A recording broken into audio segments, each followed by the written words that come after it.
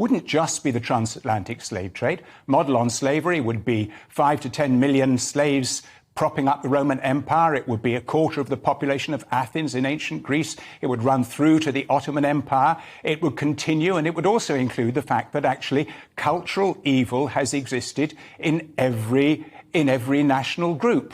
You know, I mean, the Zulu warriors were kept celibate until they had either killed someone or severely wounded them. They weren't a man until that had happened. Well, that's part of their culture. And I think every culture has some things to be ashamed of and disgraced about. But I'll give you a different take on slavery, if you like, Calvin. And that different take is quite simply, we were the first nation in thousands of years.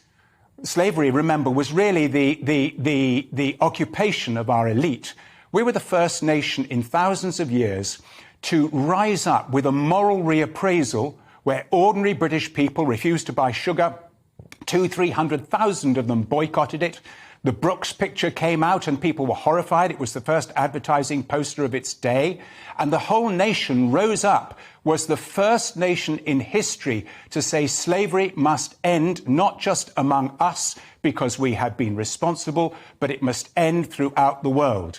And then spent the next 40, 50, 60 years with gunboat diplomacy. There's a paradox for you if you're going to be an anti-imperialist.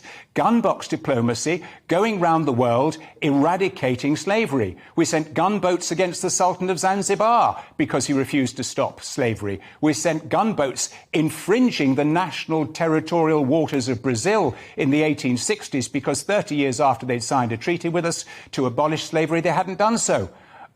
Gunboats came in, blockaded the ports, and within just a few months, they turned around completely and they abandoned slavery as an institution in the country. So actually, I think people have much to be proud of.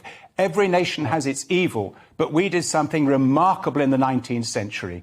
85 pieces of legislation in our parliament to stop slavery.